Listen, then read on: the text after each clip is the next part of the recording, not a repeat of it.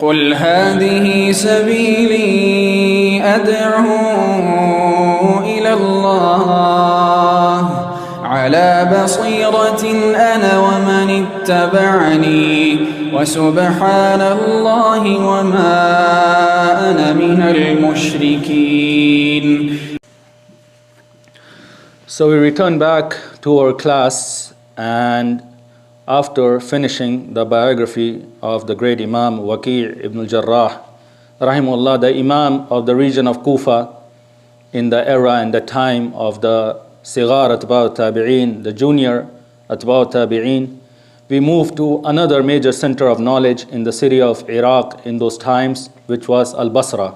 We moved from the city of Kufa to the city of Basra, and now we will cover the biography of the Imam of the city of Basra during the era of the junior Sigar Atba' Tabi'een, Yahya ibn Sa'id al-Qattan, Imam Yahya ibn Sa'id al-Qattan. So we start off the biography of this great Imam by mentioning his name and lineage as always. He is Abu Sa'id, this is his kunya, Abu Sa'id, Yahya ibn Sa'id ibn Farrukh al-Qattan al-Tamimi, Mawlahum al-Basri, Mawlahum al-Basri, from the city of Basra. Al-Imam al-Kabir, Imam al-Zahabi has labeled and titled him, called him the great Imam, Amir al-Mu'minin fil Hadith. He is one of the rare and few narrators of Hadith who have been described with this great label of Amir al-Mu'minin fil Hadith. Al-Hafiz, he is the utmost precise memorizer of the Sunnah of Prophet Muhammad sallallahu alayhi wasallam. Then we move on to his birth. He was born in the year, or in the beginning of the year 120 after the Hijrah. 120 after the Hijrah of Prophet Muhammad sallallahu alaihi wasallam.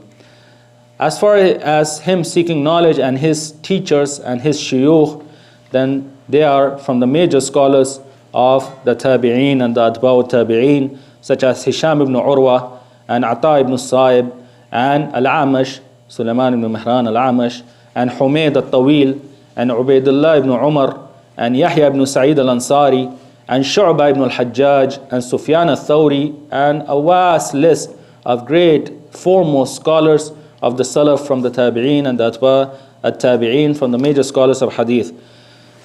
As far as students, then they are vast in number from the great scholars of this science. From them, as always, we have some of his teachers and shuyukh who have narrated hadith from him, due to him reaching the highest of statuses in this science, the science of hadith. So from his teachers and shuyukh who have narrated hadith from him are Imam Sufyan al-Thawri and Shu'bah ibn al-Hajjaj and Mu'tamir ibn Sulaiman. All three are from his shuyukh and teachers who have narrated hadith from their student Yahya ibn Sa'id al-Qattan. From his students are some of his contemporaries, such as Abdurrahman ibn Mahdi, and from his students are Affan ibn Muslim and Musaddad ibn Musarhad and Abu Bakr ibn Abi Shayba, the author of the book Al-Musannaf, and Ali ibn al-Madini and Yahya ibn Ma'in and Ahmad ibn Hanbal and Ishaq ibn Rahuya and Amr ibn Ali al-Fallas and Bundar. Anyone know who Bundar is?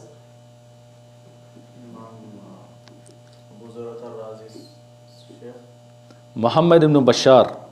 Muhammad ibn Bashar, he is well known by this nickname Bundar. And Muhammad ibn al-Muthanna. Bundar, Muhammad ibn Bashar and Muhammad ibn al-Muthanna, they are from those 9 narrators upon whom all of the 6 authors of the 6 books of hadith have narrated directly. There are 9 narrators from whom all 6 imams of the 6 books of hadith, Bukhari and Muslim and Abu Dawood and Tirmidhi and Nasai ibn Majah, all 6 of them heard hadith directly. They narrated a hadith on them without any link between them. There are 9. From them is Bundar, Muhammad ibn Bashar and Muhammad ibn Muthanna, from the utmost precise narrators, reliable narrators of the hadith of Prophet Muhammad sallallahu alaihi wasallam. Bundar. Allahu alam as to its meaning. Maybe the scholars have mentioned it. It seems to be a non-Arabic word, probably from the Persian language or some other language.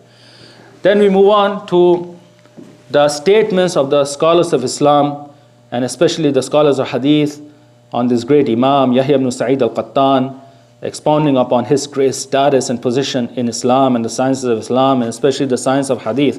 Imam Ahmad ibn Hanbal, from his foremost students, he says, مَا رَأَيْتُ بِعَيْنِي مِثَلْ يَحْيَى ibn Sa'id al-Qattan. Imam Ahmad ibn Hanbal, from the great Imams of this religion, he himself says that I with my own eyes did not see anyone resemble and be similar to Yahya ibn Sa'id al-Qattan. I did not see anyone similar to this great Imam Yahya ibn Sa'id al-Qattan.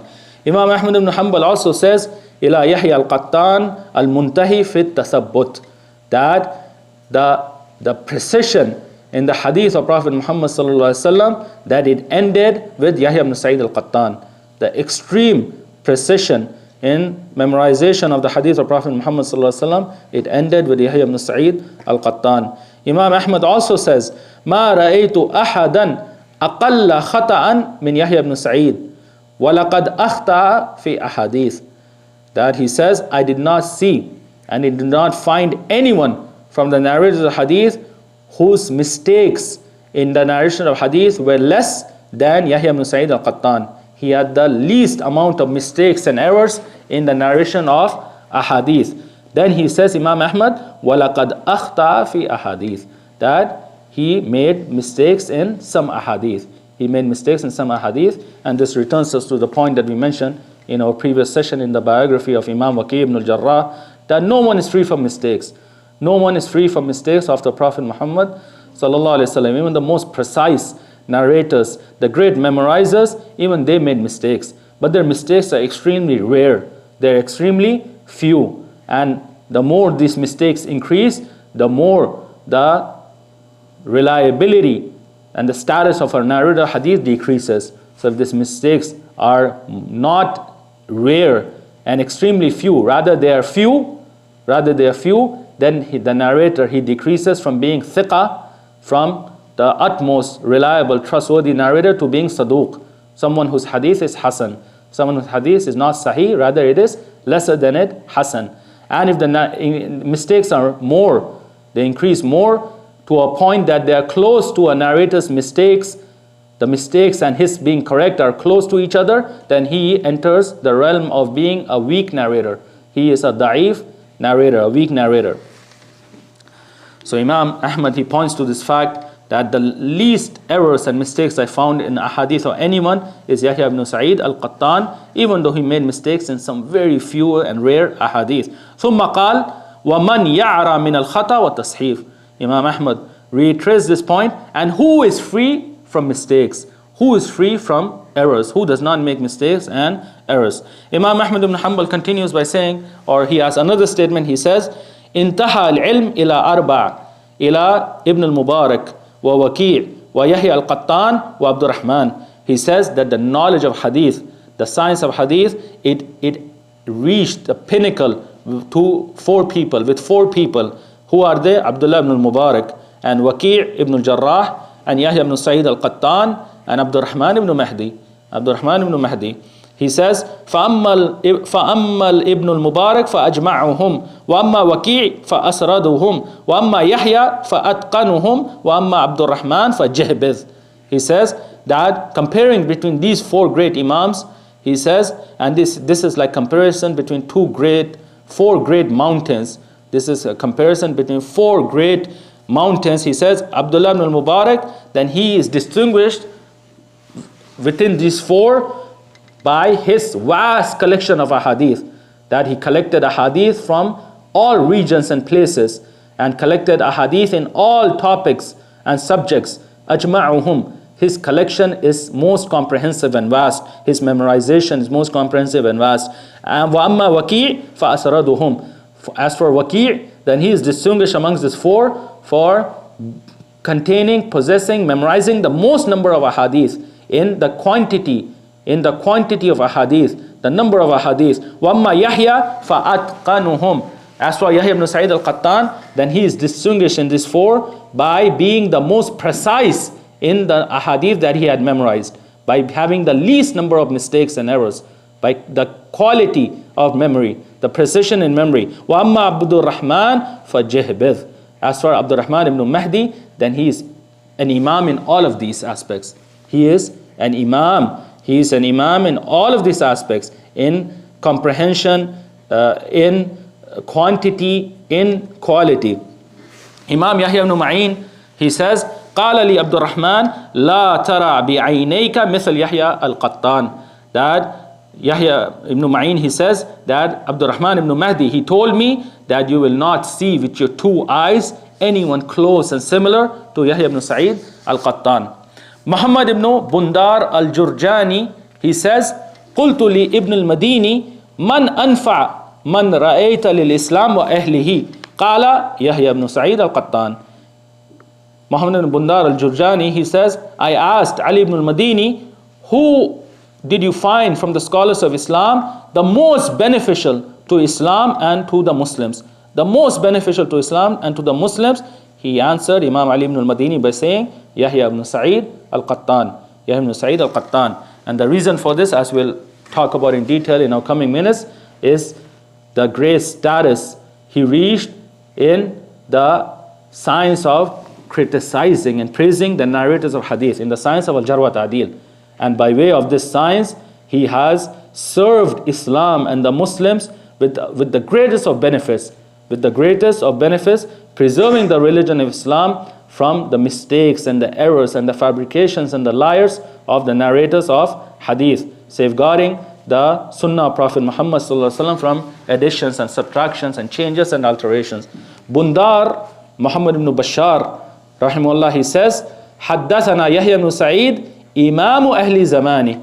Bundar Muhammad ibn Bashar, he says that Yahya ibn Sa'id al-Qattan narrated a hadith to us. He was from our shuyukh and teachers. He is the Imam Ahli Zamani. He is the Imam of those times in the science of hadith. He is the Imam of those people.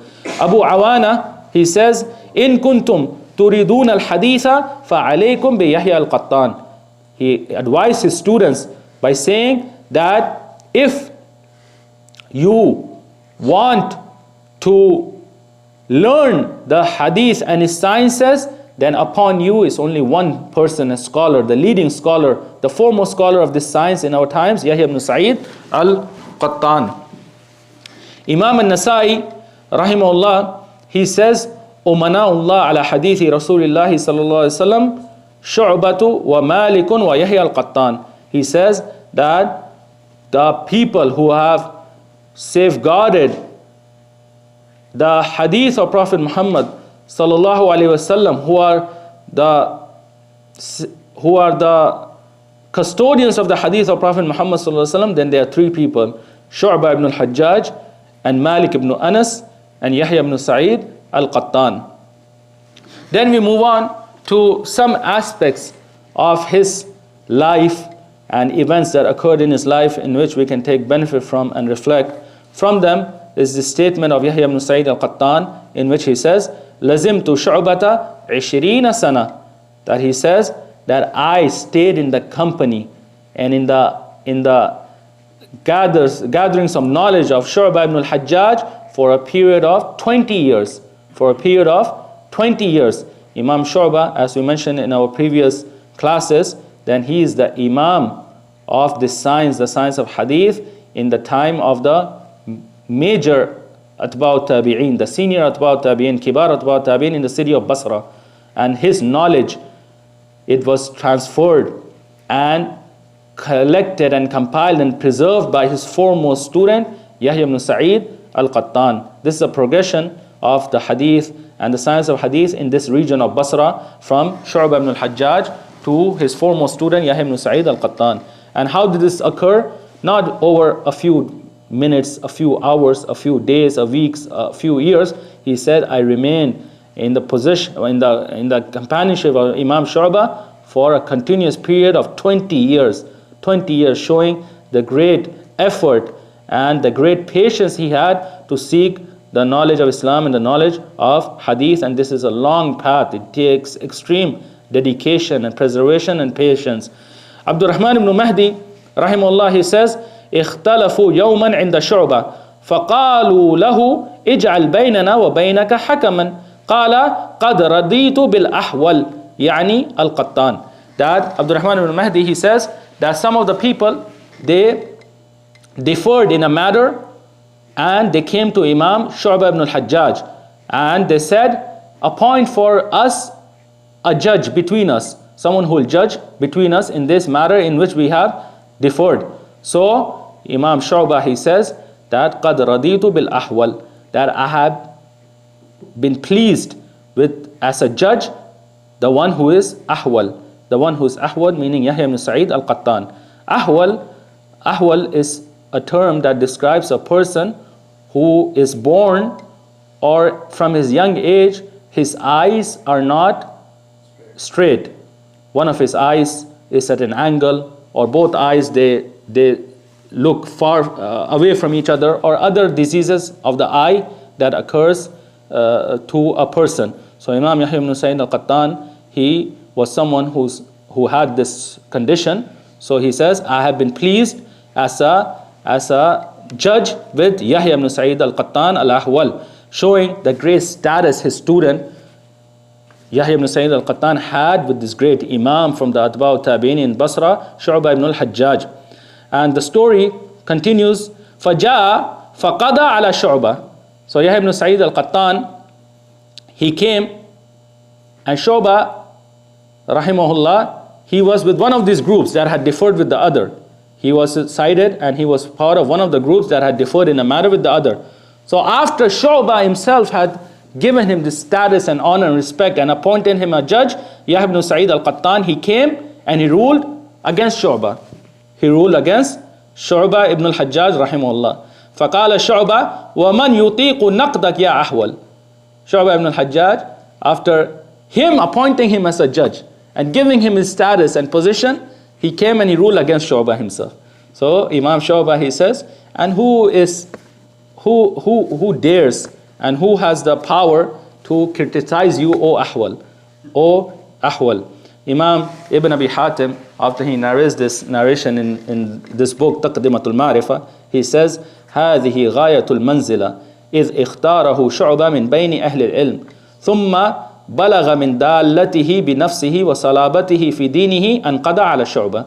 That this shows the great trustworthiness and the piety of these great scholars of the scholars of Islam, from them Yahya ibn Sa'id al-Qattan, that even though Shu'bah, rahimahullah, he appointed him as a judge, he gave him this position and status, that did not stop him from ruling with the truth. That did not stop him from ruling with the truth, even if it was against Shu'bah himself.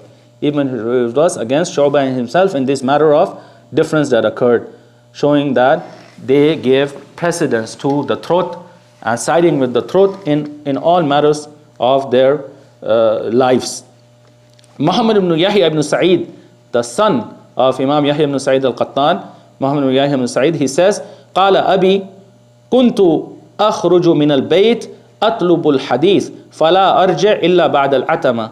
That he said, Muhammad ibn Yahya ibn Sa'id, that my father Yahya ibn Sa'id al-Qattan informed me that he used to leave the house, his residence, seeking the knowledge of hadith, seeking the hadith of Prophet Muhammad sallallahu alaihi wasallam in the early morning, and فلا أرجع إلا بعد العتمة, and I would not return except after Isha.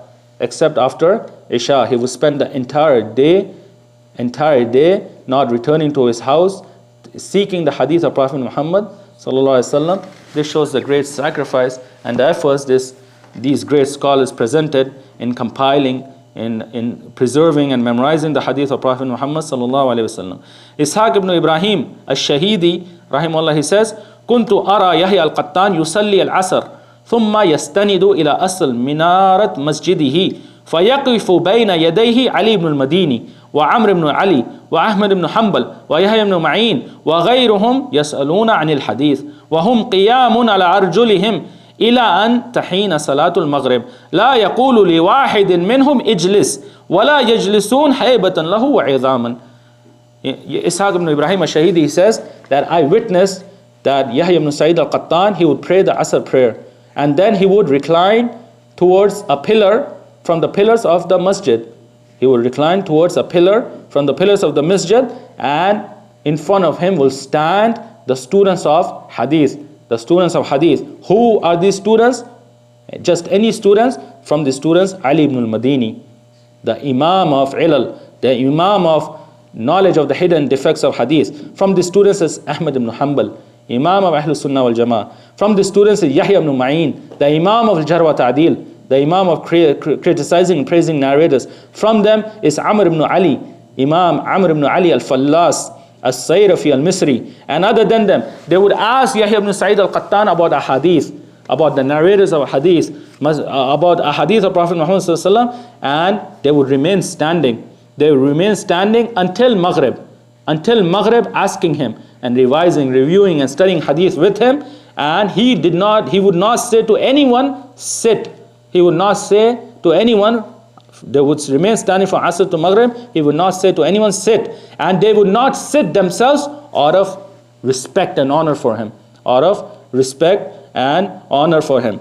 Abdul Rahman ibn Mahdi, he says, لما قدم الثوري البصرة قال يا عبد الرحمن جئني بإنسان أذاكره فأتيته يحيى بن سعيد فذاكره. That Abdul Rahman ibn Mahdi, he says, when Imam Sufyan al-Thawri, he came to al-Basra from Kufa. He came to Basra from Kufa. He told me, O Abdul Rahman, bring me the best of the memorizers of hadith, best of the students and scholars of hadith from Basra, from this region, so that I may revise and review a hadith with him. So Abdul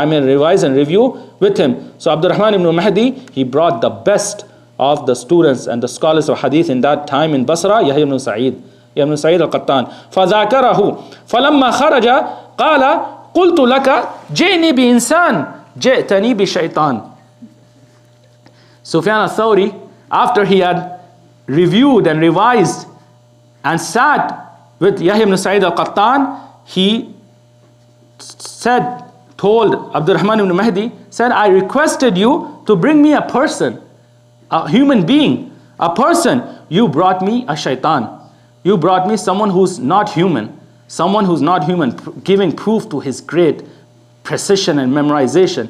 That I wanted someone who I could revise with, review, but you brought me someone who was unhuman, that his knowledge, his memorization and precision was even greater than me.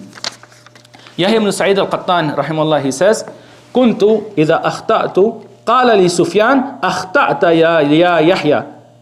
That this is from the competitions that occurred between the scholars of hadith, and them striving to be superior than the other in his precision and memorization of the Sunnah of Prophet Muhammad sallallahu alaihi wasallam. There are many stories from this chapter that one can benefit from. From them is this story. He says, Yahya ibn Sa'id al-Qattan, that if I were to make a mistake in the narration of a hadith, immediately Imam Sufyan al-Thawri would let me know and would inform me, akhta'ta ya Yahya, that you have made a mistake, O Yahya. Catching this mistake, this was a great achievement, to catch a mistake of Imam Yahya ibn Sa'id al-Qattan. And Imam Sufyan al-Thawri would take pride in this. So he says, فَحَدَّثَ يَوْمًا عَنْ عُبَيْدِ اللَّهِ عَنْ نَافِعٍ عَنْ ابْنِ عُمَرٍ قال رسول الله صلى الله عليه وسلم الذي يشرب في آنية ذهب والفضة إنما يجرجر في بطنه نار جهنم. That, so I heard when Yahya ibn Sa'id al-Qattan saw this competitive jealousy between himself and Imam Sufyan al-Thawri, that he caught a mistake of Yahya ibn Sa'id al-Qattan, he wanted to return the favor. So he said, I heard Imam Sufyan al-Thawri one day narrate a hadith on the authority of Ubaidullah ibn Umar, on Nafi', on Ibn Umar radiyallahu anhuma, that the Prophet sallallahu alaihi wasallam, he said that whoever drinks from the utensils of gold and silver, then he will be made to drink the fire of hell. فَقُلْتُ أَخْطَأْتَ يَا أَبَا Abdullah. He said, now I have caught a mistake of you, O Abu Abdullah Sufyan al-Thawri, you have made a mistake. قَالَ وَكَيْفَ هُوَ. So Sufyan al-Thawri said, then how is the hadith? How is the correct hadith? How is the correct chain of narration? قلت حدثنا عبيد الله عن نافع عن زيد بن عبد الله عن عبد الله بن عبد الرحمن عن سلمة عن النبي صلى الله عليه وسلم. That this hadith is not Ubaidullah ibn Umar on Nafi' and Abdullah ibn Umar, rather it is Ubaidullah ibn Umar and Nafi' and Zayd ibn Abdullah on Abdullah ibn Abdurrahman and Salama on the Prophet sallallahu alaihi wasallam. As a side benefit, this is called in the science of hadith, in the science of Mustalah al-Hadith, Suluk al-Jadda. Suluk al-Jadda. Meaning, they are chains of narrations that are repetitive in the Sunnah. They are students of shuyukh that have stayed with them for a long period of time, always staying in their company, and they have collected and compiled and heard several hadith from them. And they usually narrate a hadith from this sheikh.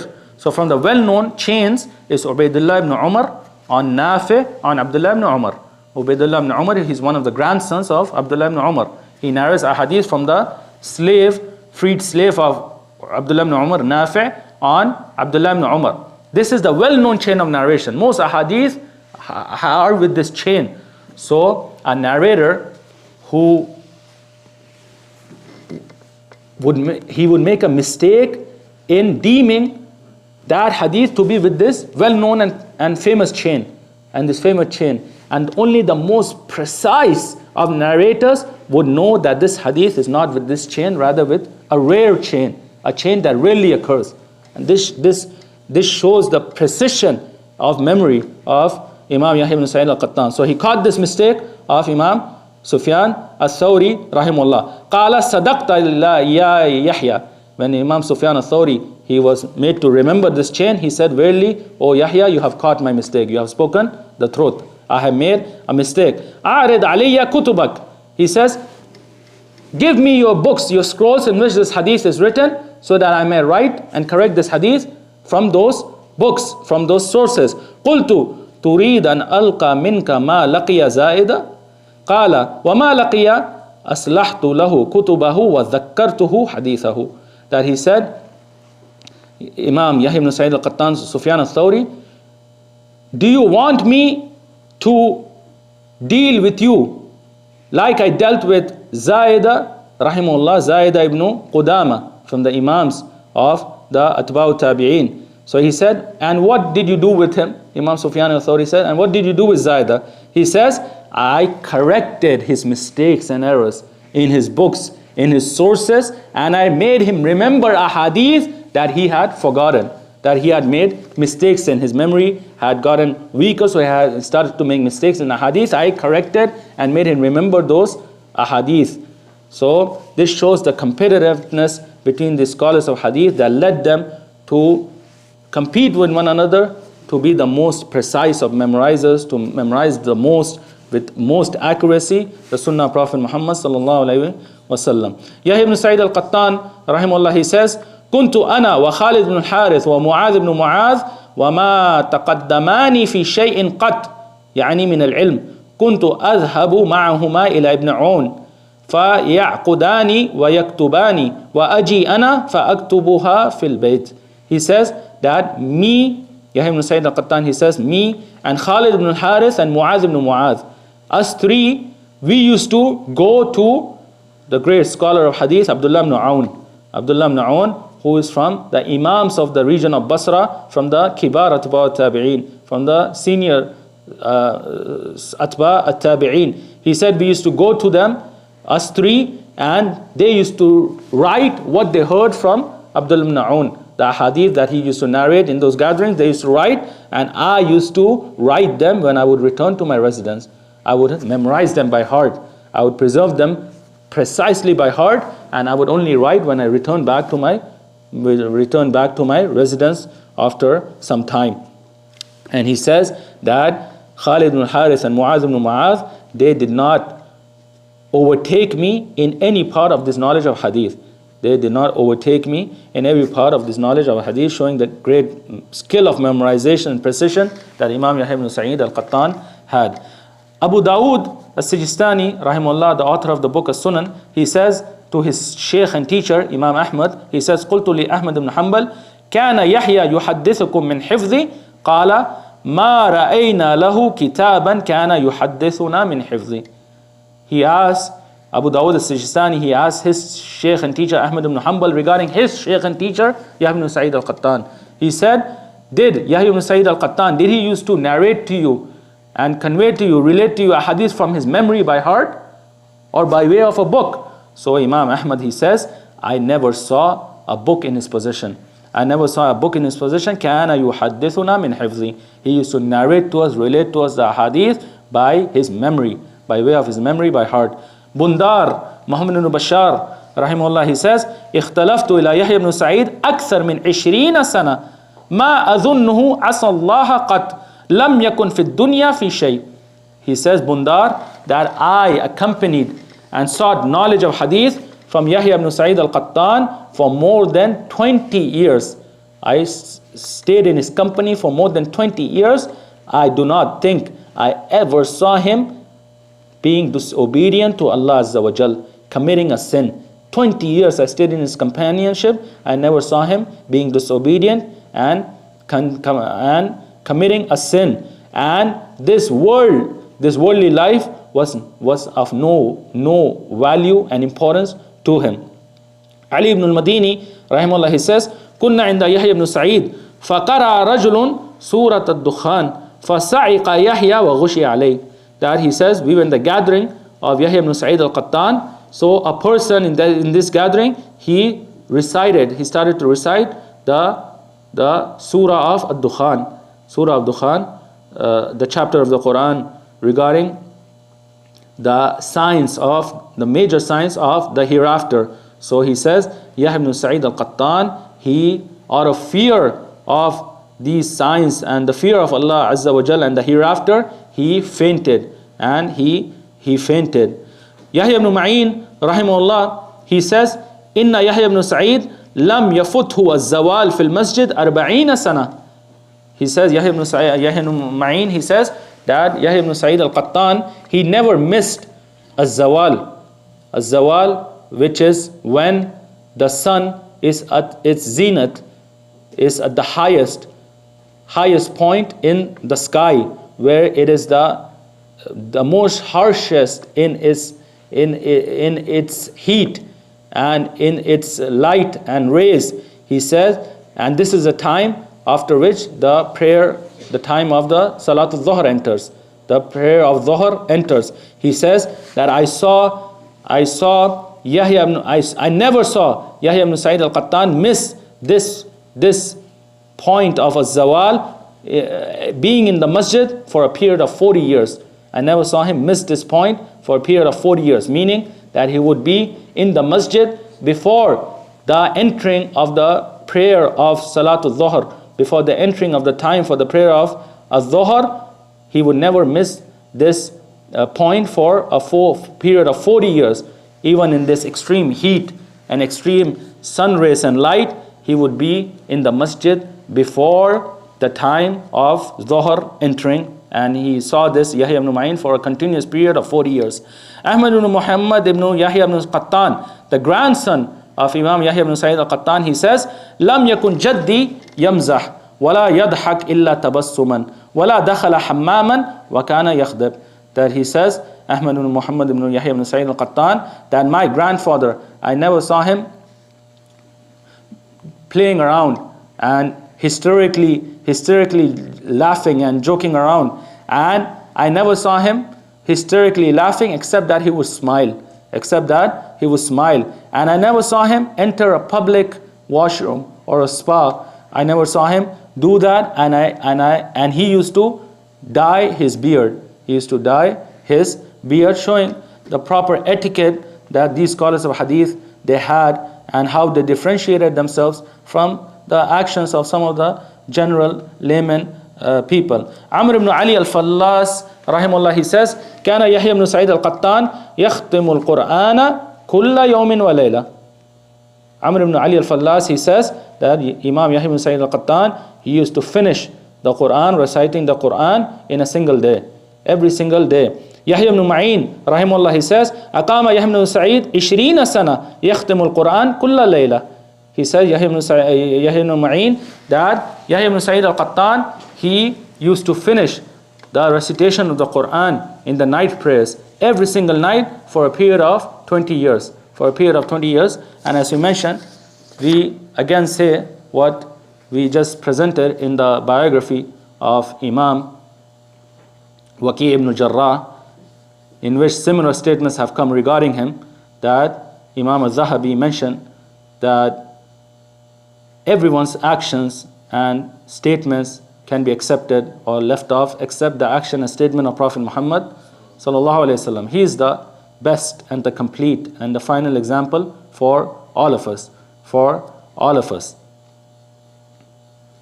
Ali ibn al-Madini rahimahullah, he says, ما رأيت أحدا أعلم بالرجال من يحيى بن سعيد القطان. Imam Ali ibn al-Madini, he says, I did not see anyone having more knowledge of the narrators of hadith, the reliable from the unreliable, knowledge of Jarh wat-Tadeel, criticizing and praising the narrators of hadith than Yahya ibn Sa'id al-Qattan. Yahya ibn Sa'id al-Qattan.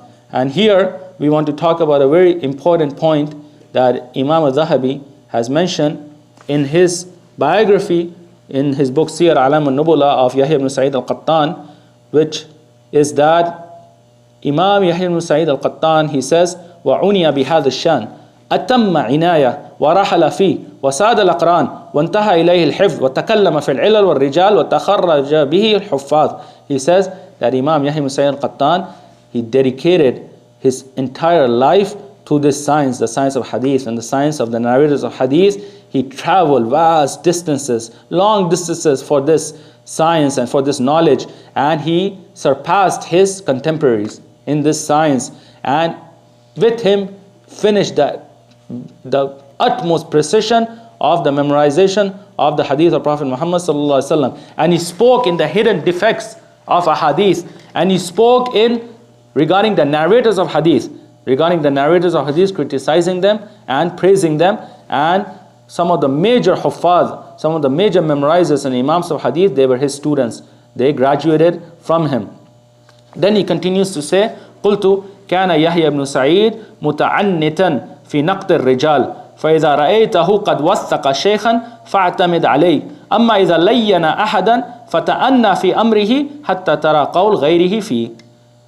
And this is the point that we want to get to, is that in these times, in the ending periods of the Atba'u Tabi'een, with these great imams of the Sigar Atba'u Tabi'een, the junior imams of the Atba'u Tabi'een, the science of al-Jarh wat-Tadeel, the science of criticizing and praising narrators, it reached its pinnacle. It reached its complete stages.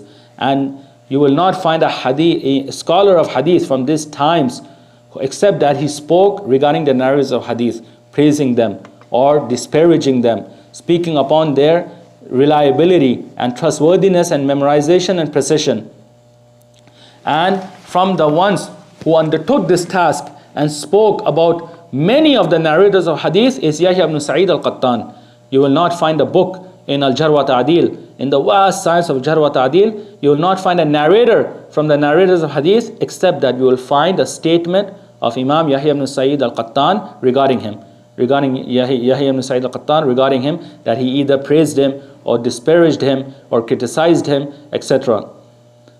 Yahya ibn Sa'id al-Qattan spoke in most of the narrators. So similar to him is his contemporary, whose biography inshallah we'll study in our next class, Imam Abdurrahman ibn Mahdi. Both of them spoke in regarding the majority of the narrators of hadith. Then came their students.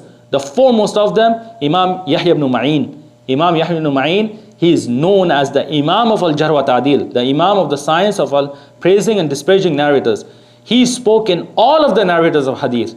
If Imam Yahya ibn Sa'id al-Qattan and Abdurrahman ibn Mahdi, they spoke in most of the narrators, regarding most of the narrators, Imam Yahya ibn Ma'in spoke in all of the narrators. You will not find a narrator except that you will find a statement of Yahya ibn Ma'in regarding him. So this is the point that we wanted to discuss, that Imam al-Zahabi mentions here, that these imams of Jarh wat-Tadeel who spoke regarding the narrators of hadith, then they are of three categories. And this is from the principles of this science, the science of al-Jarh wat-Tadeel, critiquing, criticizing and praising narrators. From the sciences of this science is that if the Jarh and the Ta'deel, it is to conflict and contradict. There's a narrator in which we find that some of the Imams of this science, they have praised him. They have praised him and they have deemed him to be reliable and trustworthy and a memorizer. But there are others who have weakened him, who have deemed him to be untrustworthy or unreliable or a weak memorizer. So now we have a contradiction, a conflict. We have some scholars who have deemed him to be a reliable narrator and some scholars who have deemed him to be an unreliable narrator. So what is one to do in this situation? This is a principle that the scholars have mentioned in this science.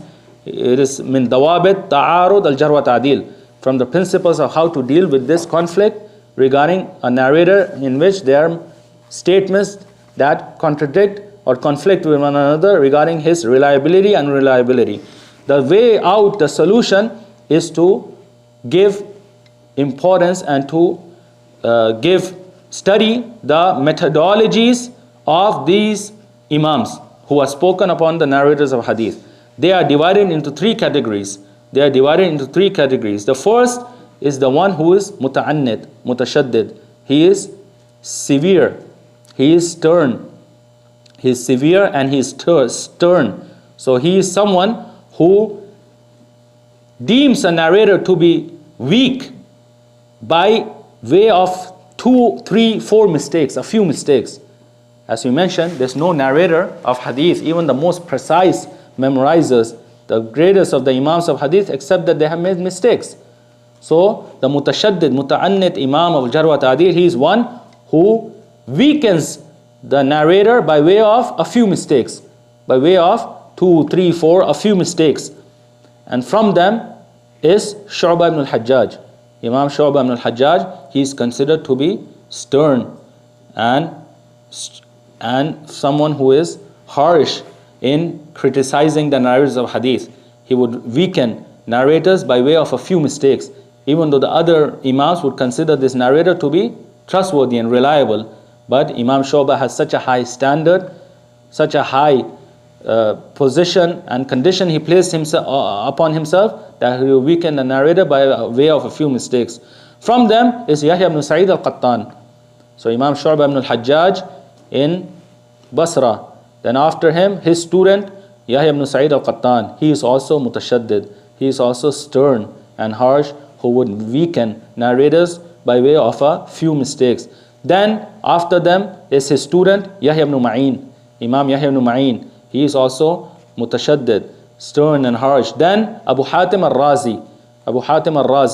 Then Imam al-Nasai. All of these Imams, as the scholars have mentioned in their books, such as Imam al-Zahabi in his book ذِكْرُ مَنْ يُعْتَمَدْ قَوْلُهُ فِي الْجَرْح وَتَعْدِيلِ. He has a great book in which he has mentioned the Imams of this science of Jarh wat-Tadeel, of criticizing, praising narrators whose statements are to be accepted regarding the narrators of Hadith. And he has divided them into these categories and mentioned them by way of these categories. And other scholars have followed him in this, such as Imam al-Hafidh ibn Hajar in his book al-Nukat, which is an explanation of Ulum al-Hadith, or the well-known book Muqaddama ibn Salah, the foundational book of the last generations in the science of Hadith, and other scholars. So they have mentioned these scholars, Shu'bah ibn al-Hajjaj, Yahya ibn Sa'id al-Qattan, Yahya ibn Ma'in, Abu Hatim al-Razi, and Nasai, to be mutashaddidun, to be stern and harsh regarding the narrators of Hadith. Then we have the second category. They are the mutasahilun, the mutasahil, who is lax, who is lenient. So near these Imams, a narrator of Hadith, he can commit a lot of mistakes, and even with that they would deem him to be reliable and trustworthy and a precise memorizer of the Hadith of Prophet Muhammad sallallahu alaihi wasallam. Rather, from them are those who, even those who are majahil, those whose state is unknown, those narrators whose state is unknown, we do not know much about them, even them, they would deem them to be reliable and trustworthy. From these Imams that the scholars have mentioned is Imam al-Ijli, Ahmad ibn Abdullah al-Ijli, and at-Tirmidhi, Imam at-Tirmidhi, and Ibn Hibban, Imam Ibn Hibban, and Imam al-Hakim. Imam al-Hakim, they have been mentioned to be mutasahil, to be lax and lenient in praising and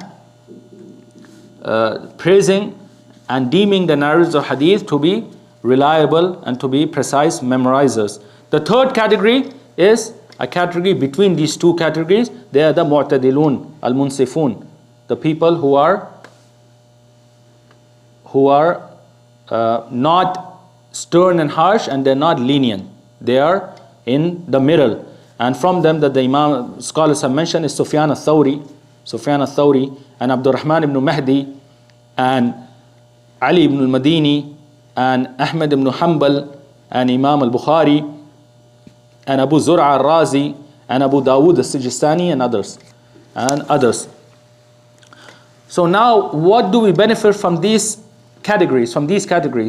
We just said that imams who have spoken about narrators of hadith, one of them is stern and harsh, one of them is lax and lenient, one of them is in the middle. What do we benefit? The benefit comes if there's a difference in the statements of these imams regarding a single narrator of hadith. We find a single narrator, and we find that some of the imams, these imams, they have praised him, and some of them have criticized him. So how do we deal with this? Is if we find that this narrator has been praised by the harsh, the stern imams, then we are sure of his reliability and trustworthiness, because they would not praise anyone except someone who meets their high standards. They would not praise anyone except that someone who meets their high standards. However, if they were to disparage and criticize one of the narrators, then we have to be careful and we have to study and research as to what the other imams said regarding this narrator, especially the mu'tadil, the munsif, the people who were in the middle, the mu'tadil imams. And this is what Imam al-Zahabi, he says, that kana Yahya ibn Sa'id muta'annitan fi naqd al-rijal, that he was stern and harsh, mutashaddid in criticizing the narrators of hadith. فَإِذَا رَأَيْتَهُ قَدْ وَثَّقَ شَيْخًا فَاعْتَمِدْ عَلَيْهِ. If you found him to deem a narrator of hadith to be trustworthy, to be reliable, then rely upon it. Then accept it, rely upon it, because he has met that high standard. So anyone who is less than the standard, he is more in line of being accepted. أَمَّا إِذَا لَيَّنَ أَحَدًا فَتَأَنَّى فِي أَمْرِهِ حَتَّى تَرَى قَوْلَ غَيْرِهِ فِي. Imam al-Zahabi says, but if he were to weaken a narrator, if he were to criticize a narrator, then study it, research it. Don't be quick to accept it unless you see the positions of the other scholars regarding him. So for example, we have in this tabaqa, in this level, Imam al-Zahabi, he goes on to mention that every level, from the levels of the imams of Jarh wa Ta'deel, there's a mutashaddid, there's a mu'tadil, there's a mutasahil. There's a stern, harsh imam, there's a lax imam, and there's someone who's a middle. So from the first tabaqa, from the first level, where this science reached its pinnacle, from the atba'u tabi'een, you have Shu'bah ibn al-Hajjaj and Sufyan al-Thawri. Shu'bah ibn al-Hajjaj and Sufyan al-Thawri. Both biographies we covered in our previous classes. Shu'bah ibn al-Hajjaj passed away 160 Hijri, and Sufyan passed away 161. So he said, Shu'bah ashadduhuma. The Shu'bah is harsher and more stern than Sufyan al-Thawri. So if we find a narrator and we find that Shu'bah has called him da'if, but we find Sufyan al-Thawri, who's mu'tadil, who is in the middle, who says he is thiqa, then, and we find other imams saying he's thiqa, then we have to accept this statement that he is trustworthy and reliable. Then he's trustworthy and reliable. From the second tabaqa, from the second level, he says, Yahya ibn Sa'id al-Qattan and Abdurrahman ibn Mahdi, wa Yahya ashaddu min Abdurrahman. That we have Yahya ibn Sa'id al-Qattan and Abdurrahman ibn Mahdi from the same level. They passed away in the same year, as we'll mention.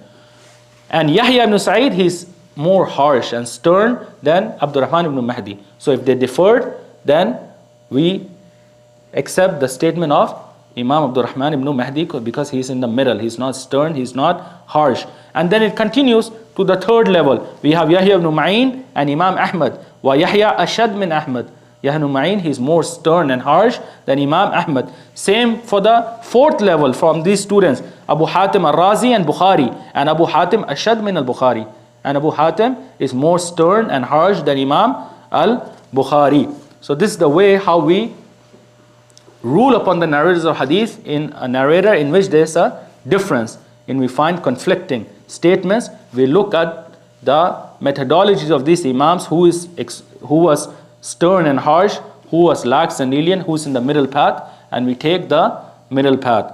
We take the middle path. From the great statements regarding this is that Imam Ali ibn al-Madini, rahimahullah, as we just mentioned, he is from the Mu'tadil Imams of Jarh wat-Tadeel, those who are in the middle. He says regarding two of his foremost teachers who were the Imams of al-Jarh wat-Tadeel, Abdul Rahman ibn Mahdi and Yahya ibn Sa'id al-Qattan. He is comparing between these two Imams. And as we mentioned, Yahya ibn Sa'id al-Qattan, he is mutashaddid, he is harsh, he is stern. And Abdul Rahman ibn Mahdi, he is mu'tadil, he is in the middle. So Imam Ali ibn al-Madini says, comparing these two sheikhs of his teachers and Imams of Jarh wat-Tadeel, he says, إِذَا اجْتَمَعَ يَحْيَى ibn Sa'id وعبد الرحمن ibn Mahdi على ترك رجل لم أحدث عنه. That if I find that Yahya ibn Sa'id al-Qattan and Abdul Rahman ibn Mahdi have united on deeming a narrator to be untrustworthy, to leaving his hadith, to weakening him, then I also leave his hadith. I also deem him to be weak. Then he says, فَإِذَا اِخْتَلَفَ أَخَذْتُ بِقَوْلِ عَبْدُ الرَّحْمَنِ لِأَنَّهُ أَقْصَدُهُمَا وَكَانَ فِي يَحْيَى تَشَدُّدٌ. He says, but if they were to differ, that Yahya ibn Sa'id al-Qattan says he is da'if, and Abdul Rahman ibn Mahdi says he is thiqa, I will accept the statement of Abdul Rahman ibn Mahdi. لِأَنَّهُ أَقْصَدُهُمَا, because he is in the middle. He is in the middle. وَكَانَ فِي يَحْيَى تَشَدُّدٌ. Because Imam Yahya ibn Ma'in, he was stern, harsh, his level, his standard was extremely high. Imam al-Zahabi also mentions this by saying, Abdul Rahman ibn Mahdi, كان هو ويحيى القطان قد انتدبا لنقد الرجال وناهيك بهما جلالة ونبلا وعلما وفضلا فمن جرحاه لا يكاد والله يندمل جرحه. He says that Abdul Rahman ibn Mahdi and Yahya ibn Sa'id al-Qattan, who are contemporaries in the same level, he said both of them, they dedicated their lives to criticizing and studying and critiquing the narrators of hadith. And he said it is enough as virtue, as virtue and nobility and knowledge with these two great imams in this science. He says if both of them agree on disparaging a narrator of hadith, deeming him to be weak, then you will not find him to be someone who can be raised from this status, someone who can be raised to be a reliable narrator. وَمَنْ وَثَّقَا فَهُوَ الْحُجَّةُ الْمَقْبُولُ. And the one who they have united to deem to be thiqa, to be reliable, then he is a reliable, acceptable narrator hadith, his hadith to be accepted. وَمَنْ اخْتَلَفَ فِيهِ اُجْتُهِدَ فِي أَمْرِ. And the one who they have deferred it, then one has to study and research this matter. So this is something we wanted to mention here, because Imam al-Zahabi has mentioned this point in the biography of Yahya ibn Sa'id al-Qattan, even though the biography of Imam Shu'bah ibn al-Hajjaj has passed with us, who, as we mentioned, was from the mutashaddideen, from the stern, strict imams of Jarh wat-Tadeel in critiquing and criticizing the narrators. But we mentioned this benefit here because of this point. And I think we should take a break here. If there are any questions, then you can present them, inshallah. The Imam mentioned that he didn't laugh or say or play around. Is this from righteousness, and should we try to I mean, this is something that has been narrated on the Prophet ﷺ. The Prophet ﷺ, it has been narrated that he did not used to hysterically laugh. Rather, he used to smile. He used to smile, and to the point that his nawajir, his molar teeth would appear. Smile, and to a point that his molar teeth would appear, but he would never laugh in a hysterical manner that some people do, of falling from chairs and rolling from beds and hysterically. This is not something that he did. So So this is something that these Imams have followed, and this is something that is befitting a student of knowledge. A student of knowledge is not befitting that he is someone who laughs hysterically and jokes around and plays around. This is something that the people even dislike. The people also look down on and frown from people who are supposed to be leaders in their communities. Now, if there are no questions, we'll take a break and continue after the break, inshallah. So we continue with our biography of this great Imam, the Imam of the region of Basra in the era and time of the Sigar Atba' Tabi'een, the junior Atba' Tabi'een, Imam Yahya ibn Sa'id al-Qattan. After mentioning some of the life events of this great Imam and some matters that pertain to his life where we could reflect upon and take benefit from, we move on to the next issue, which is his creed, his aqidah, i'tiqad, his belief system, and his position regarding the innovations and misguidance and the people of innovation and misguidance. Regarding this, Yahya ibn Sa'id al-Qattan, rahimahullah, he says, كل من أدركت من الأئمة كانوا يقولون الإيمان قول وعمل يزيد وينقص ويقدمون أبا بكر وعمر في الفضيلة والخلافة. He says that all of the scholars who I met and I learned from the great scholars of the Tabi'een and the Atba' Tabi'een, he says all of them were unanimously agreed and united on these matters of creed and belief, that Iman, belief, is statements and actions. It is statement and action, and it increases and it decreases, and it increases and decreases. This is, of course, in refutation of the misguided sects of the Murji'ah and the Khawarij. The Murji'ah and the Khawarij. And he says, وَيُقَدِّمُونَ أَبَا بَكْرَ وَعُمَرْ فِي الْفَضِيلَةِ وَالْخِلَافَةِ. And all of them were unanimously agreed in giving precedence to Abu Bakr, then Umar radiallahu anhuma, in both matters of them being the most virtuous of the Muslims after Prophet Muhammad sallallahu alaihi wasallam, and in their rulership and caliphate, that Abu Bakr as-Siddiq radiallahu anhu was the most virtuous and the first caliph of Islam, and then came Umar ibn al-Khattab, who was the second most virtuous, and he was the second caliph of Islam. And this is also in refutation of the misguided, deviant sects of the Rafida, Shia, and other than them. Muhammad ibn Yahya ibn Sa'id al-Qattan, the son of Imam Yahya ibn Sa'id al-Qattan, rahimahullah, he says, كان أبي وعبد الرحمن ibn Mahdi يقولان الجهمية تدور أن ليس في السماء شيء.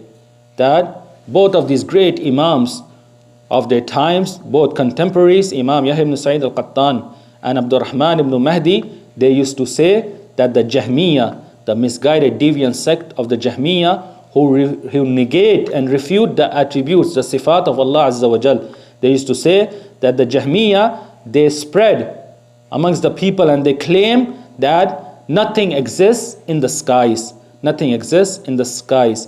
And this, of course, is a refutation of this misguidance and establishment of the creed of Ahlul Sunnah, Ahlul Hadith, that Allah Tabaraka wa Ta'ala, He is above the seven heavens, mustawi on His arsh, mustawi on His throne, on His arsh.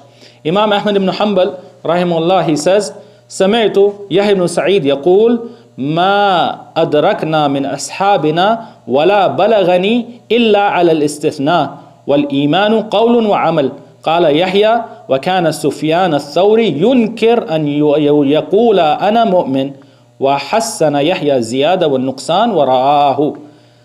Imam Ahmad ibn Hanbal, he says regarding his teacher and Sheikh Yahya ibn Sa'id al-Qattan, that he said, I did not meet anyone from the great scholars and my teachers and shuyukh from the Imams of the Tabi'een and Atba' Tabi'een, except that they used to believe that Iman, faith, is statements and actions, and they believed in al-istithna, in Iman, in faith, al-istithna.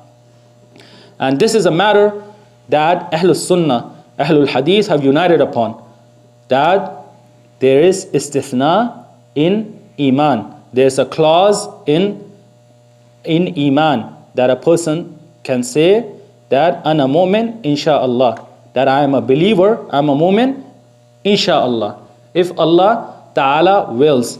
And this is in contradiction and opposition to the misguided sects of the Murjiya and Khawarij and other than them that negated this clause and istithna, saying that it is not permissible and not allowed for a person to say ana mu'min insha'Allah, that I am a believer, I am a mu'min insha'Allah, if Allah wills. And he says, Yahya ibn Sa'id al-Qattan, my great teacher and scholar Sufyan al-Thawri rahimahullah, he used to refute and reject the statement ana mu'min. He used to refute and reject the statement that I am a believer without any clause. Rather, he would say it with a clause that I am a believer insha'Allah, if Allah Ta'ala wills. And then Imam Ahmad concludes by saying, and Imam Yahya ibn Sa'id al-Qattan, he believed in the increase and the decrease of Iman. In the increase and decrease of Iman. This issue of it being permissible for a person to say insha'Allah when saying and claiming that he is a believer, Muslim, if Allah wills, this is the creed of Ahlul Sunnah, of Ahlul Hadith, of all of these Imams of the Salaf, as we just heard. And this istithna and this clause is not regarding the foundation of Iman. The foundation of Iman, when a person says that I'm a believer insha'Allah, he is now doubting his foundation of Iman. He is not doubting the foundation of Iman. Rather, this clause is regarding the perfection of one's Iman.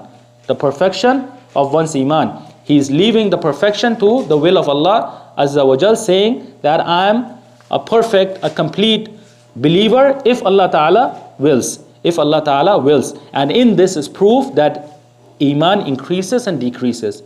Iman increases and decreases.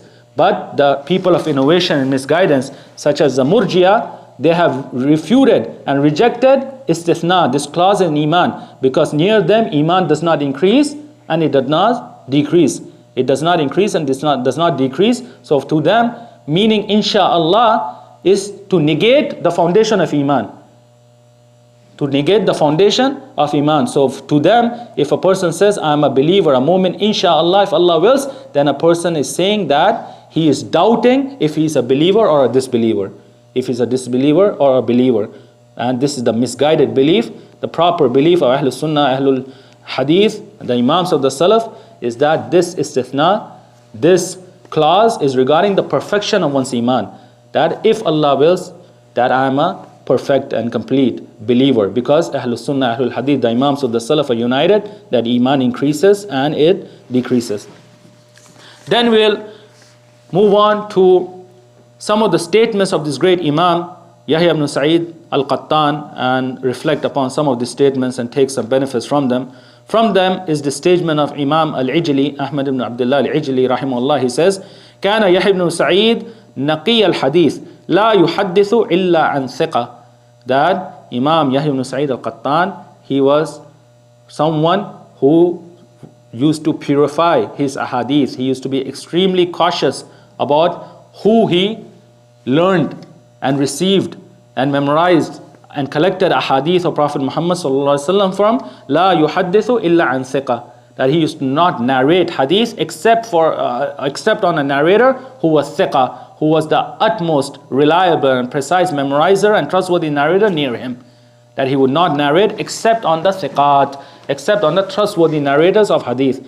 And this is also a rare group of the scholars of hadith who have been described as to not narrate except on the thiqat, except on the highest memorizers and preservers and the trustworthy, reliable narrators. From them, as we mentioned in one of our previous classes, Imam Malik.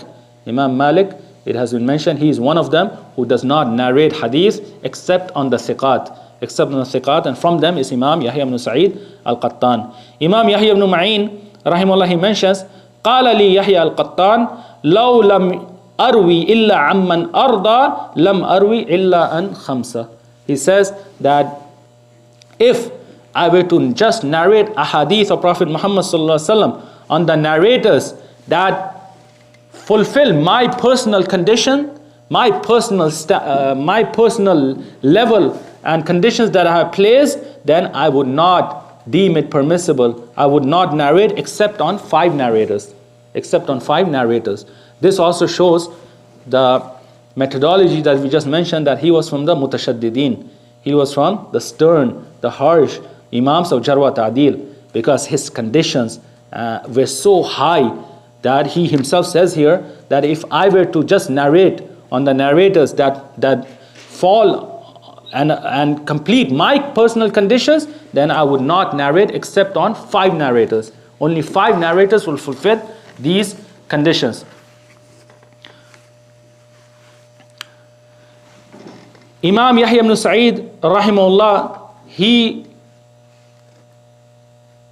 says, أخاف أن يضيق على الناس تتبع الألفاظ لأن القرآن أعظم حرمة ووسع أن يقرأ على وجوه إذا كان المعنى واحدا.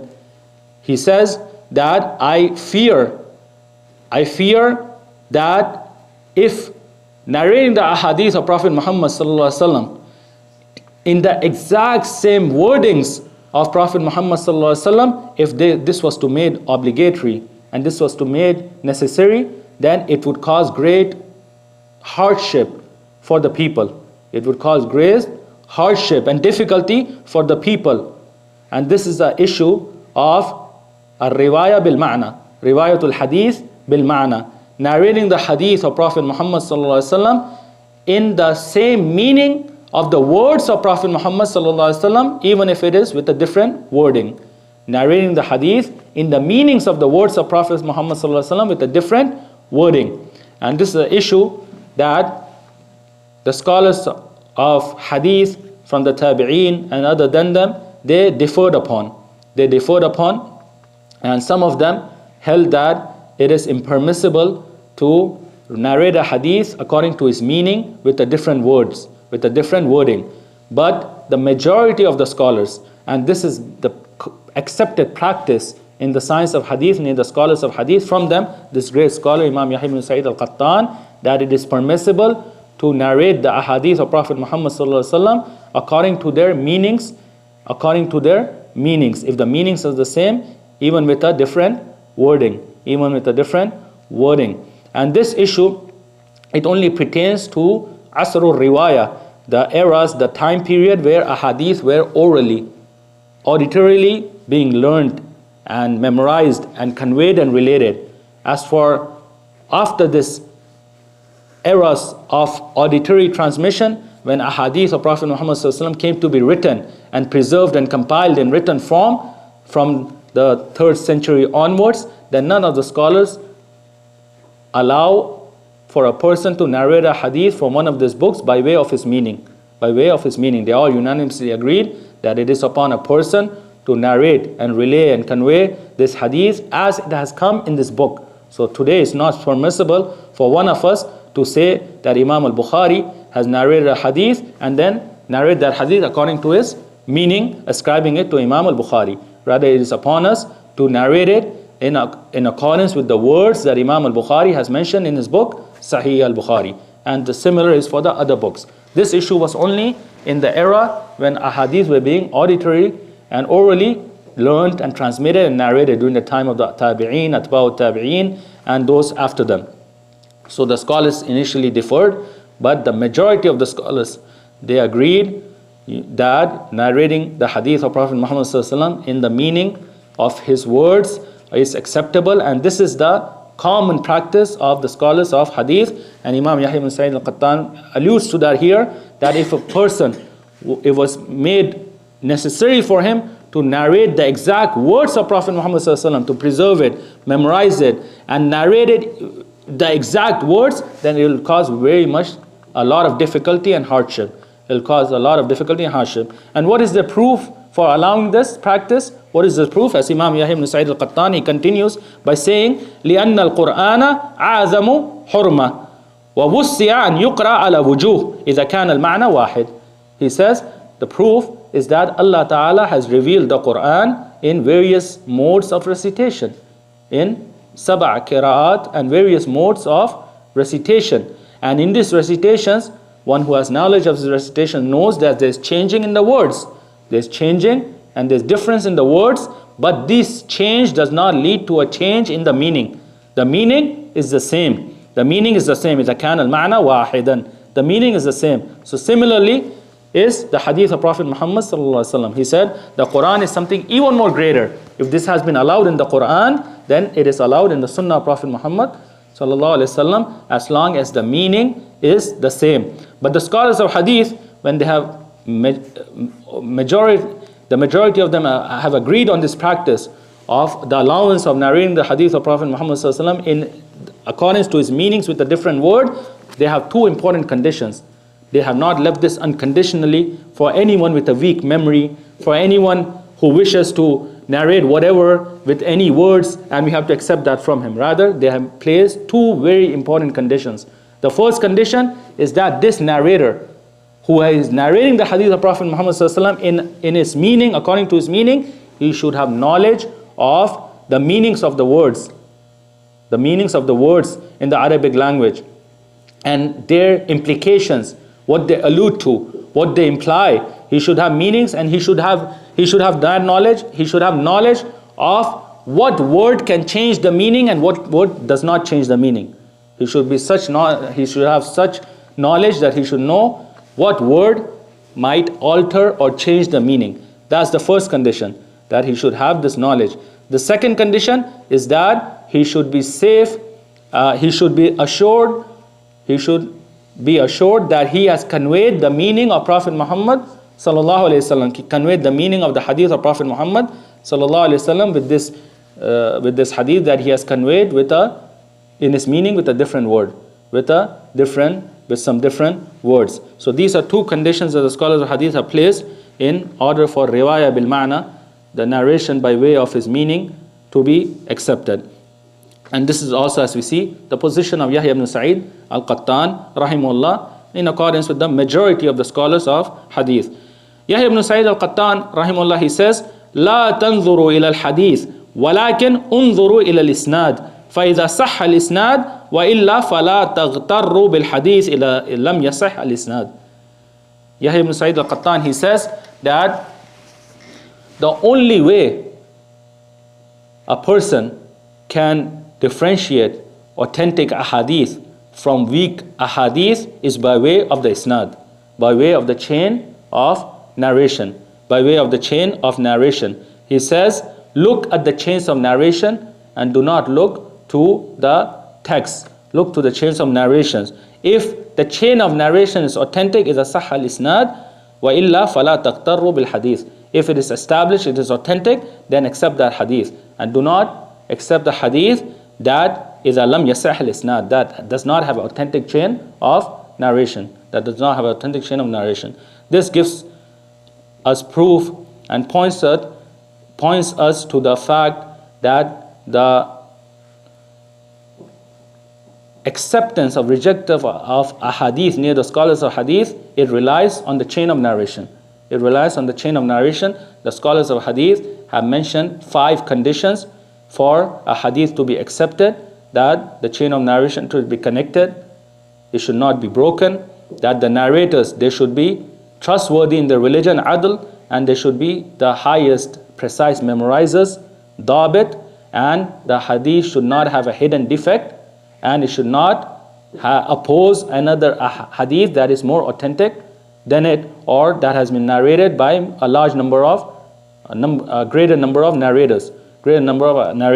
The scholars of hadith, they use this methodology of criticism, of critiquing a hadith on the chains of narration, to rule upon a hadith with being authentic or unauthentic and weak, to uncover hidden defects, to uncover hidden errors and mistakes. The way to accept and reject a hadith and to rule upon a hadith is not by way of the intellect. Not by way of the intellect. We have today some misguided groups and sects, and they have existed from past times, who have given precedence to the intellect over the text and the principles that the scholars of hadith have laid down. So they say, if a hadith, it does not conform to my intellect, then this hadith is to be rejected. This hadith is to be rejected. the intellect is not a condition, it's not a criteria upon which a hadith is deemed to be acceptable or rejectable. Rather, the intellect is something that has to follow the hadith if it is established. That has to follow the hadith if it is established. For example, we have groups of people today who have rejected the punishment of the grave. The punishment of the grave, azab al-qabr, based on the fact that the intellect, these ahadith that are established, that are authentic, the intellect does not accept them. When we dig up graves have been uncovered and we do not see anything. We do not find anything. So they have rejected these ahadith based on their intellect. For example, there are people who have rejected ahadith of the Dajjal.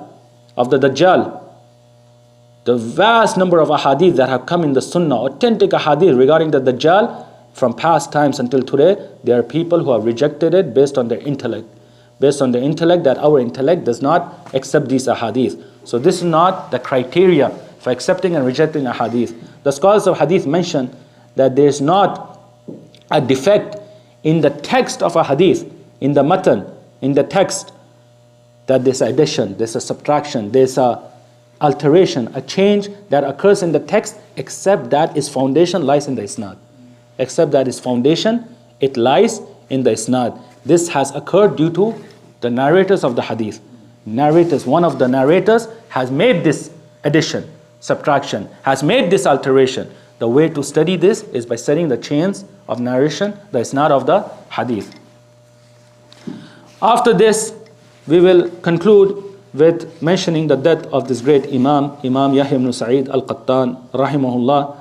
Abu Bakr ibn Abi Dawood, rahimahullah, the son of Imam Abu Dawood al-Sijistani, the author of the book As-Sunan, he says, حدثني أبي عن محمد بن سعيد الترمذي قال قدمت البصرة أكتب الحديث وكان يحيى بن سعيد القطان يجلس على موضع مرتفع ويمر به أصحاب الحديث واحدا واحدا يحدث كل إنسان بحديث.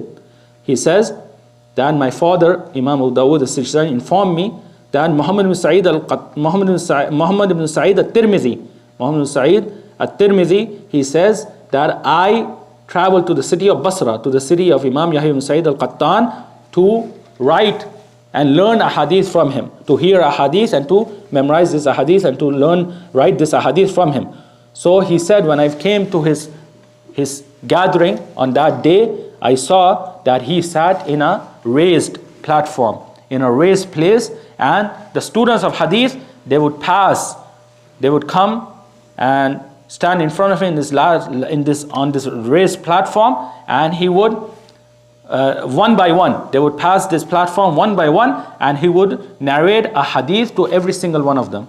He would narrate a hadith to every single one of them. So then he says, فَمَرَرْتُ بِهِ لِأَسْأَلَهُ فَقَالَ لِي إِسْعَدْ وَقْرَى حَدْرًا وَقْرَى مِنْ سُورَةٍ وَاحِدَةٍ. He says that when my turn came to pass by this platform, when I came to this platform, he said, come up to this platform. When I reached this platform, he said, come up to this platform, وَقْرَى حَدْرًا, and recite something quickly for me. Recite something quickly for me. وَقْرَى مِنْ سُورَةٍ وَاحِدَةٍ. Recite for me a surah of the Quran. Recite for me a surah of the Quran. This also shows, before we complete this narration, the methodology of these scholars of hadith of giving precedence to the Quran, to the book of Allah. There are many narrations upon them that they would not narrate hadith. They would not teach hadith of Prophet Muhammad ﷺ except to the one who had memorized and was proficient in the Quran.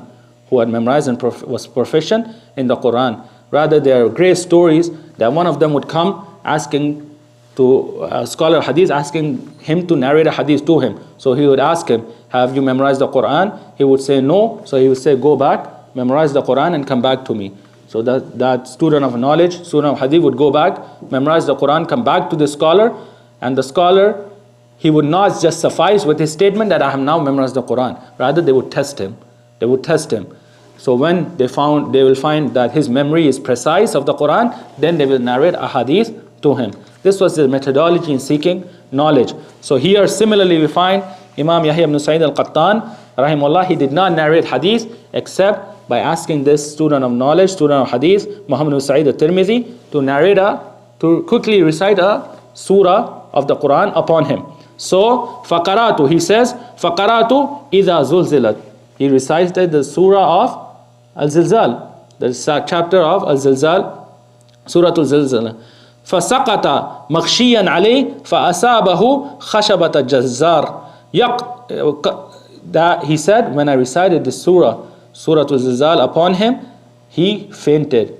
He fainted out of fear of what this surah contains. He fainted from this, and he fell from this platform. He fell from this platform, and near it was a cutting table of one of the butchers. A cutting table from one of the butchers. So he fell upon this cutting table that severely injured him. قال Abu Bakr ibn Abi Dawud, he says, قال أبي عن علي بن عبد الله قال فما رأينا إلا جنازته. That Imam Abu Dawud al-Sijistani, he says that I heard Ali ibn al-Madini rahimullah saying that after this incident we did not see Yahya ibn Sa'id al-Qattan except the day of his janazah. That this was the cause and reason of his death rahimullah. As we mentioned also in the beginning of this session, that this was well known upon him, and this has been narrated by several narrators, that by the fear of Allah Azza wa Jal, of the ayat of Allah Azza wa Jal, he would faint out of fear. We mentioned one narration, this is the second narration. And as we mentioned, this was the cause of his death. He passed away, Yahya ibn Sa'id al-Qattan rahimahullah, in the month of Safar, in the year 198 after the Hijrah. 198 after the Hijrah, before the death of the great Imams Abdurrahman ibn Mahdi and Sufyan ibn Uyayna by 4 months. In this year 198 passed away these three great Imams, Yahya ibn Sa'id al-Qattan and Abdurrahman ibn Mahdi and Sufyan ibn Uyayna. Yahya ibn Sa'id al-Qattan passed away before Abdurrahman ibn Mahdi and Sufyan ibn Uyayna by 4 months. Rahimahullah al-Imam Yahya ibn Sa'id al-Qattan rahmatan wasi'a waskanahu fasi jannati wa jazahu anna wa anil muslimina khair al-jaza. If there are any questions, then we can take them. You mentioned that he said that if I were to narrate according to my conditions, then I would only narrate from the 5 narrators. Are they mentioned or no? This is a way to show his strict conditions. That if I were to narrate based on my conditions, not the conditions that the scholars of hadith have agreed upon, that he followed, if it was my personal conditions who I believed were precise in their memory and the utmost memorizers of hadith, then I would not narrate except on 5 narrators, to show how little these people were in his eyes, who reached his personal standards. No. also Sheikh, about the riwayat al-hadith bil ma'na, a lot of people in our time, they have like weak memory, so when they narrate a hadith, after that they say how kama qala. So will that suffer? This as we said, this was a practice during the Asr al-Riwayah, where ahadith were being orally narrated, learnt and transmitted and taught. It has come on several of the Sahaba radiallahu anhum, such as Anas ibn Malik and Abdullah ibn Mas'ud radiallahu anhum, and other than them, that after narrating a hadith they would say aw kama qala Rasulullah sallallahu alaihi wasallam, or how the Prophet sallallahu alaihi wasallam might have said, or they would say mithluhu or nahwuhu or shibhuhu, or similar to this.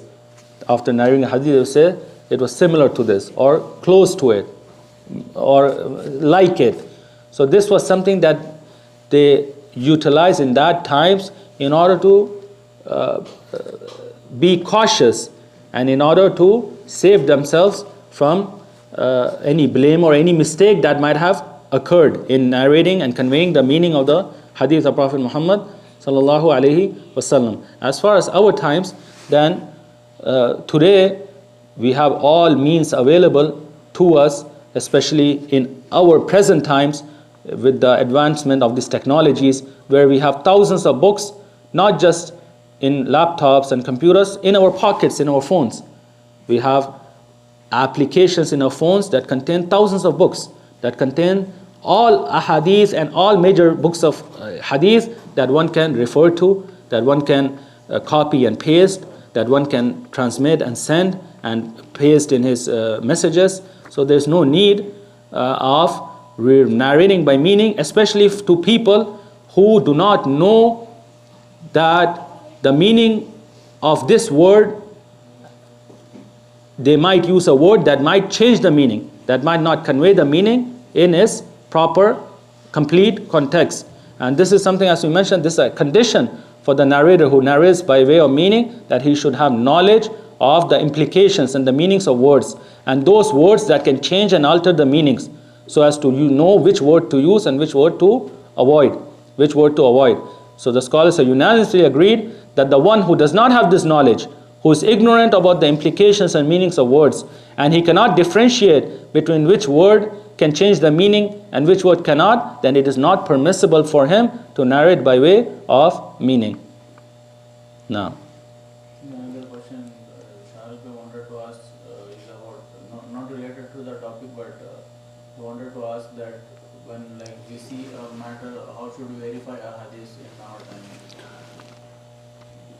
verification of ahadith in our times occurs in the same way it occurred during the time of the scholars of hadith from the time of the Salaf until our times. The principles, the criteria, the conditions of the science of hadith, they are the same.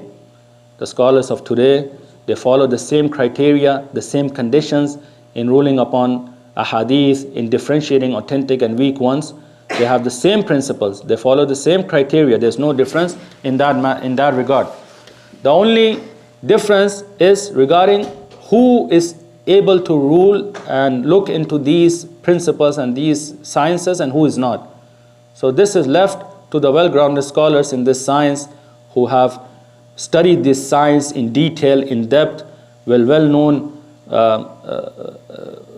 teachers from well-known sources. So they are the ones who can rule in this science and rule upon ahadith to be authentic or unauthentic. As far as the general layman Muslim who has not reached this level, who has not reached this proficiency, then upon him is to refer back to the scholars of Islam in this science as he refers back to them in other sciences.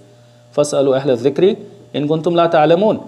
In all matters of the religion, in matters of jurisprudence, in matters of explanation of the Quran, in matters of the Sunnah of Prophet Muhammad sallallahu alaihi wasallam. So upon him is to refer back to the well-grounded, proficient scholars in this science, and if he finds that one of them has ruled upon a hadith to be authentic or to be weak, then this is the most that is upon him. This is the most that it is upon him that he narrates or accepts that ruling, except if some other ruling is presented to him with his proofs that other scholars have ruled, that he leaves that ruling for something that is more stronger, and that is more established. No. And if there are no questions, then we will end our session here inshallah and continue next week. Wallahu ta'ala alam wa sallallahu wa sallam ala nabiyyina Muhammadin wa ala alihi wa sahbihi wa sallama tasliman kathira. وذكر فإن الذكرى تنفع المؤمنين وما خلقت الجن والإنس إلا ليعبدون